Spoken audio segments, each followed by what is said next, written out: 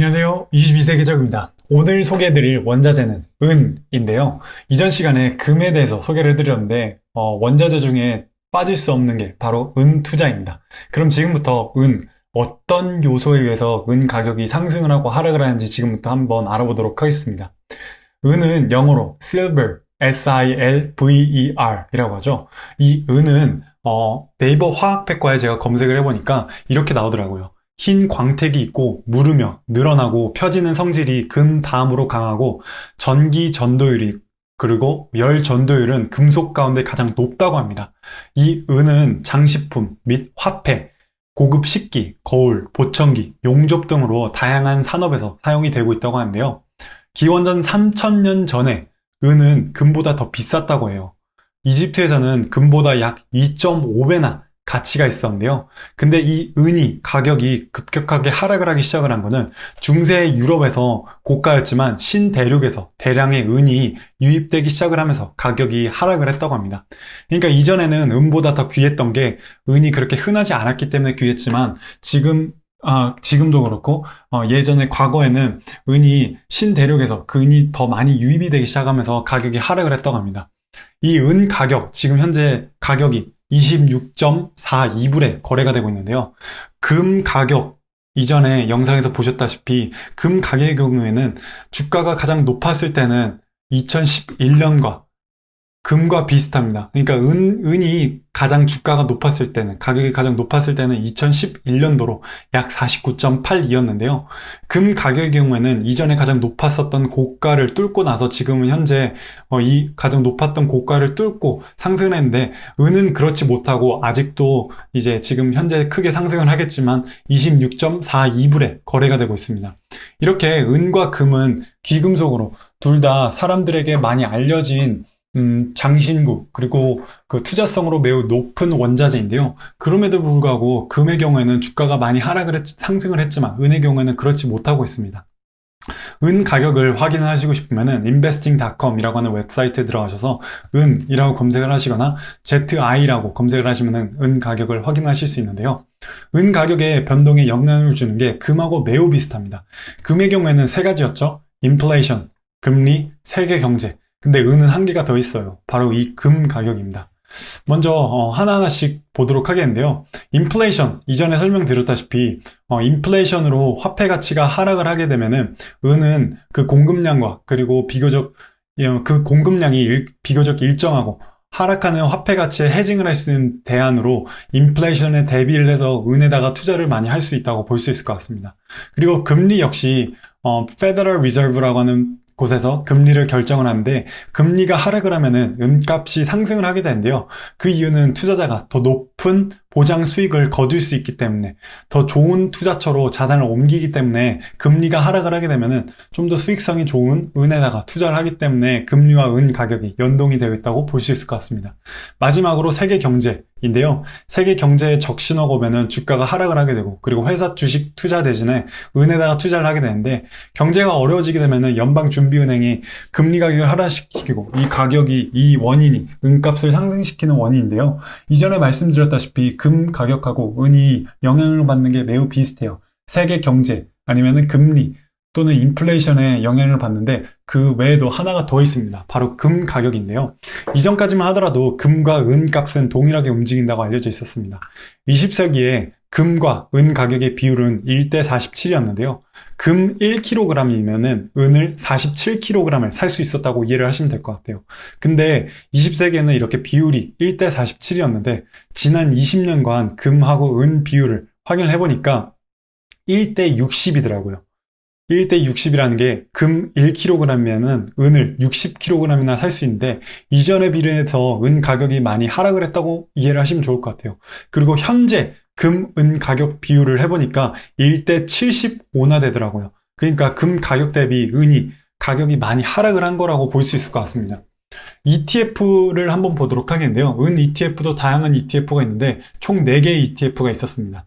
가장 먼저는 SLV라고 하는 ETF인데요. 관리 자산은 15조 2632인데 런던 금고에 보관된 은계를 추적을 한다고 합니다.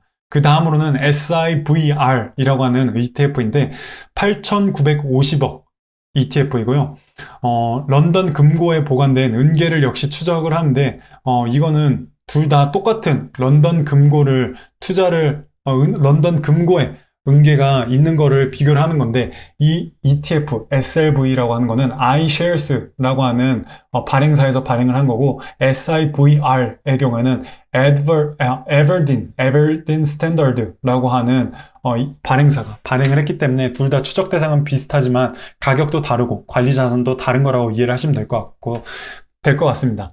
그 다음으로는 AGQ라고 하는 건데, 이 ETF의 경우에는 그 은괴, 일일 성과 2배를 제공한다. 네, 이게 무슨 말이냐면은, 실제로 은 가격이 1% 상승을 하게 되면은, AGQ의 경우에는 2% 상승을 한다고 이해를 하시면 될 것 같아요. 반대로 은 선물이 1% 하락을 하게 되면은, AGQ, ETF의 경우에는 2배 하락을 하니까 2%, 마이너스 2% 하락하면 될 것 같습니다. SILJ, 의 경우에는 소형주에 초점을 맞춘 글로벌 은채굴 기업이라고 하는데요. 이 기업들의 시가총액을 따라가는 거라고 이해를 하시면 될 것 같아요.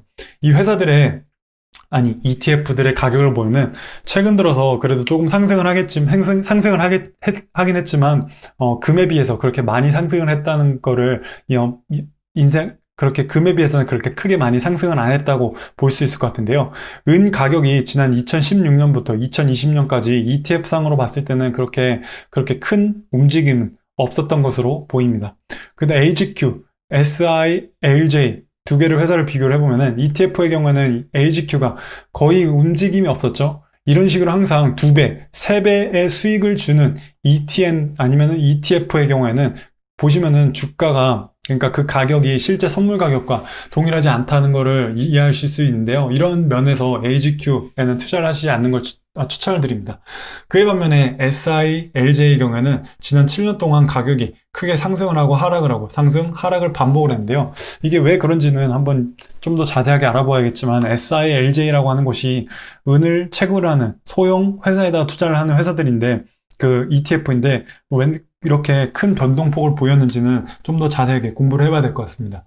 그 다음에는 은 관련 회사를 투자를 하는 거를 고려를 하실 때 소개해드릴 수 있는 회사 2개를 소개해드리도록 하겠는데요. 첫 번째는 Pan American Silver, 두 번째는 Wheaton Precious Metals라고 합니다. PAAS의 경우는 창립일이 1994년도로 밴쿠버 캐나다에 있는 회사입니다. 캐나다에 본사를 둔 채광 회사인데 사업은 라틴 아메리카에서 운영을 하고 있다고 하는데요. 멕시코, 페루, 볼리비아, 아르헨티나의 광산을 보유하고 있고요. 이 회사는 세계에서 가장 큰 은 생산 업체라고 합니다. 위튼 프레셔스 메탈의 경우에는 창립일자가 2004년으로 밴쿠버 캐나다에 있는 회사인데요. 다국적 귀금속 스트리밍 회사로 직접 생산 외에 다른 회사에서 채굴한 은을 판매합니다. 그러니까 이 스트리밍 회사라는 게 뭐냐면요. 이 회사가 실제로 은광을 가지고 있는 게 아니라 광산을 보유하지 않고 다른 회사에서 광산을 보유를 하고 은을 채굴을 하면은 이 회사에다가 은을 팔게 되면 이 회사는 그 은을 싸게 사서 소비자들에게 판매만 하는 회사라고 보시면 될 것 같습니다.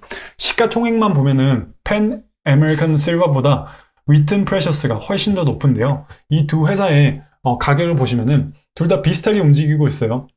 주가가 가장 낮았을 때는 2016년도로 둘 다 이때 주가가 가장 낮았는데요. 위튼 컴퍼니는 지금 현재 41.98불에 거래가 되고 있고 펜 아메리칸 실버의 경우에는 33.48불에 거래가 되고 있습니다. WPM, 위튼 프레셔스는 이전에 가장 높았던 가격인 40불을 지금 현재 뚫고 지금 현재 하락을 했다가 좀 유지 중에 있는데요. 2011년도에 주가가 40불까지 상승을 했지만 하락을 했고 지금 현재 지속적으로 상승 중에 있습니다. 두 회사의 펀더멘탈 비율들만 보면은 펜 아메리카, PAAS, P가 상당히 높네요. 좋지 않은 거죠. 그만큼 투자 이윤 대비 수익 대비 주가가 높은 거라고 볼 수 있는데 그에 반해서 WPM도 P가 그렇게 좋은 건 아니지만 높기 때문에 그래도 PAAS보다 좋은 회사라고 볼 수 있을 것 같습니다. Quick Ratio, Current Ratio만 보면은 자본이 상당히 많네요. WPM이 6.10. 그리고 부채 비율도 둘 다 매우 낮긴 한데 PAAS 거의 없다고 볼 수 있을 것 같습니다. Sales Past 5year, 지난 5년 동안 매출을 보시면은 둘 다 좋은 회사긴 하지만 PAAS가 2배가량 높네요. 12.40. 더 수익률이 좋았다고 볼 수 있겠죠. 지난 5년 동안. 그리고 ROA부터 ROI까지 보면은 WPM이 훨씬 더 수익률이 좋았다고 볼 수 있을 것 같습니다. 그로스 마진 역시 WPM이 훨씬 더 좋다고 볼 수 있을 것 같은데요. 위튼 프레셔스가 실제로 은광을 보유하지 않고 그냥 은만 사는 회사인데, 그리고 판매를 하는 회사인데 주가도 그렇게 비싸지 않고 그래도 상대적으로 팬 아메리카보다 저렴하고 수익률도 더 좋은 회사이기 때문에 제 개인적 생각이지만 PAS보다 더 수익성이 좋은 회사, 투자법이 더 투자할 가치가 더 높은 회사라고 생각이 됩니다. 금, 은 모두 귀금속인데 근데 왜 은 가격은 금 대비 역사적으로 계속 떨어질까요? 이상하게 귀금속 중에서 그리고 원자재 중에서 가장 투자성이 높고 사람들이 잘 알고 있는 게 금인데요. 주변에 금 투자하는 사람은 있지만 은 투자하는 사람은 별로 없습니다. 여러 가지 이유가 있겠지만 바로 희귀성 때문인데요. 생산량 때문이 아닐까라는 생각이 듭니다. 제가 스태티스티카라고 하는 웹사이트에 들어가서 검색을 해보니까 전 세계의 은 채굴량을 보니까 2005년도부터 2019년까지 보니까 2019년도에 작년에 은 채굴량이 2만 7천이 채굴이 됐더라고요. 2만 7천이 2019년도에 채굴이 됐습니다. 그에 반면에 금의 경우에는 2019년에 3,300밖에 채굴이 되지 않았어요. 그 말은즉 은이 금보다 8배 이상 더 많이 생산되는데요. 이전에 말씀드렸다시피 예전에 과거 중세시대에는 은이 더 귀했습니다. 그렇게 은이 더 귀했기 때문에 은 가격이 약 2.5배 더 높았는데 이후에 중남미에서 은이 대량으로 수입이 되면서 은 가격이 급격하게 하락을 했다고 하는데요. 이 역시 지금 현재 은이 금보다 더 저렴한 이유가 금은 매장량이 그렇게 높지도 않고 채굴되는 양이 더 적기 때문에 희귀성이 더 높아서 금 가격은 지속적으로 상승을 한다고 볼 수 있을 것 같은데요. 사람들은 자신이 가질 수 없는 희소성이 높은 물건에 큰 매력을 가지고 그 가치를 높게 매기기 때문에 금 가격은 은 가격 대비 지속적으로 상승을 하고 있습니다. 그리고 앞으로도 마찬가지지 않을까라는 생각이 듭니다. 제 개인적 생각이지만 금 가격은 지속적으로 상승을 하겠지만 은 가격 역시 상승을 하지만 금 대비 그렇게 크게 상승을 하지 않을 것 같다라는 생각이 드는데요. 단순히 금, 은, 원자재에다 투자를 하는 게 아니라 금, 그리고 은, 을 채굴을 하는 회사 중에 수익성이 더 높고 지속적으로 부채율이 낮으므로 그리고 성장성이 더 좋은 회사에다가 투자를 하는 게 좀 더 현명한 투자법이 아닐까 하는 생각이 듭니다. 우리 모두가 경제적인 자유를 얻는 그날까지 22세계적이 함께하겠습니다. 감사합니다.